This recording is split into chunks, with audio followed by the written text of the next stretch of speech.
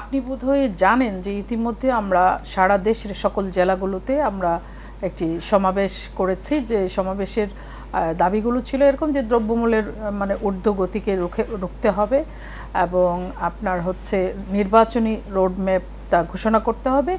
এইসবের দাবিতে কিন্তু ইতিমধ্যে আমরা জেলা শহরগুলোতে সমাবেশ করেছি। আমার জেলায় ছিল 18ই ফেব্রুয়ারি আমি আমার জেলায় সমাবেশ করে এসেছি। আমার জেলা ছিল হবিগঞ্জ। আচ্ছা, তো সারা দেশে আমরা যে দাবিগুলো নিয়ে আমরা সমাবেশ করেছি সেটা শুধুমাত্র বিএনপির দাবি তো না, সেটা সারা দেশের মানুষের দাবি এবং সারা দেশের মানুষ এইটাই চায়। এখন আপনার যদি ধরেন নির্বাচিত জনপ্রতিনিধি না থাকেন তাহলে জবাবদিহিতাটা তো ওইভাবে টেকসই হয় না।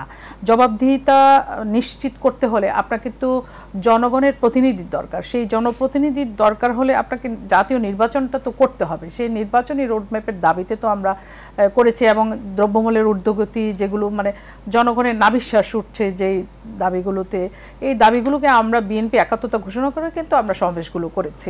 তাহলে আমরা জনগণের মানে যেই চাহিদা বা জনগণের যে দাবি সেটাকে সেটা বিএনপি তো আর জনগণের বাইরে কেউ না। বিএনপিতে সারা দেশে এই যে লক্ষ কোটি নেতাকর্মী আছে তারাও এই জনগণের আওতায় তো করছে, তাই না? তো সকলের দাবি নিয়েই কিন্তু আমরা আন্দোলনগুলো করছি। তো এই আন্দোলনগুলো যে করছি, যারা এখন সরকার চালাচ্ছেন, আপনি যেটা বললেন যে 6 মাস চলে গিয়েছে, তাদের ইতিমধ্যে কি কি সংস্কার তারা করেছেন, যা যা করেছেন। আর আমরা বারবারই বলছি যে ন্যূনতম যেটুকু সংস্কার করে একটি জাতীয় নির্বাচন অনুষ্ঠান করা দরকার। কারণ দীর্ঘ 17 বছর বাংলাদেশের মানুষ ভোট দিতে পারেনি। এই যে ভোট দিতে পারেনি এই জায়গাটায় মানুষ তো মুখিয়ে আছে ভোট দেওয়ার জন্য। একটি বিশাল জনগোষ্ঠী যারা বিগত এই যে 3টি সরকার চলে গিয়েছে যেখানে তারা ভোট প্রয়োগ করতে পারেনি, তারা ভোট দেওয়ার জন্য মুখিয়ে আছে। তো এই নির্বাচনটা অনুষ্ঠান করবার জন্য যে সংস্কারটুকু ন্যূনতম না করলে নির্বাচন অনুষ্ঠান করা যাবে না, সেটুকু করে নির্বাচনের রোডম্যাপটা ঘোষণা করা তো দরকার। তা না হলে আপনি জবাবদিহি না থাকলে মানে সেখানে কি করে আপনি জনগণের এই যে আইনশৃঙ্খলা পরিস্থিতি বলেন, দ্রব্যমূল্যের ঊর্ধ্বগতি মানে রক্ষাটা বলেন, সেটা কিভাবে মানে সম্ভব, সেটা কে নিশ্চিত করবে? সামনে আমি একটু যোগ করি। আপনি যেমনটি বললেন, আপনি তো যেহেতু স্থানীয় সরকার বিষয়ে আপনার সম্যক জ্ঞান রয়েছে এবং সে কারণেই আপনার কাছে জানতে চাওয়া যে আমরা দেখলাম আজকে কয়েকটা গণমাধ্যমের শিরোনাম যে স্থানীয় সরকার নির্বাচন নিয়ে এর মধ্যে আলোচনা হয়েছে এবং তারা বলছে যে জুন বা জুলাই তারা স্থানীয় সরকার নির্বাচনের একটা টার্গেট নিয়ে এগুচ্ছে, এরকম একটি সংবাদ আমরা দেখেছি। সেই জায়গায় যেখানে সারা বাংলাদেশে ইউনিয়ন পরিষদের যারা সদস্য ছিল, যারা বিভিন্নভাবে উপজেলার সাথে জড়িত ছিল, উপজেলা নির্বাচনে যারা মেয়র বা উপজেলা চেয়ারম্যান, তারা অনেকেই কিন্তু নেই। তো এই পর্যায়ে এসে আসলে যেহেতু একটা কাঠামো ভেঙে পড়েছে, তো সেই জায়গায় স্থানীয় সরকার নির্বাচনের জন্য এই যে এগিয়ে যাওয়ার যে ঘোষণা, এটি আসলে কিভাবে দেখছেন?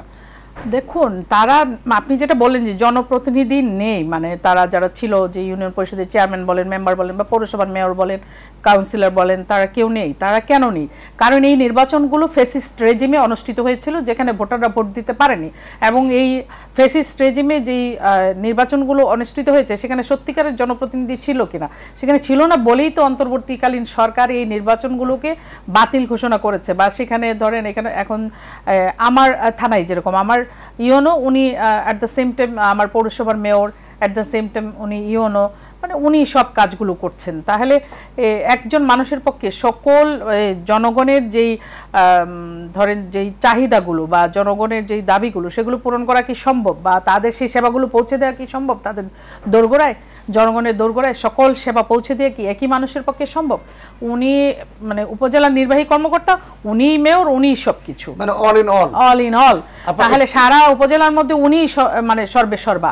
তাহলে ওনার পক্ষে কি সম্ভব ডোর টু ডোর সকল মানুষের কাছে জনসেবা মানে নাগরিক সেবা যেটাকে বলি আমরা, সেগুলো পৌঁছে দেওয়া সম্ভব না। সেখানে যেহেতু নির্বাচন প্রয়োজন, কিন্তু রাজনৈতিক দলগুলো যে কথাগুলো বলে এসছে, প্রধান উপদেষ্টার সঙ্গে তো ইতিমধ্যে সকল রাজনৈতিক দল দেখা করে এসছেন, কথা বলে এসছেন। তারা তো তাদের দাবি পরিষ্কার করে জানিয়ে এসছেন যে আমরা জাতীয় নির্বাচনটা আগে অনুষ্ঠান হোক, সেটাই আমরা চাচ্ছি। সেখানে স্থানীয় নির্বাচনকে নিয়ে মাথা ব্যথা করার কিছু মানে এত তড়িঘড়ি কেন?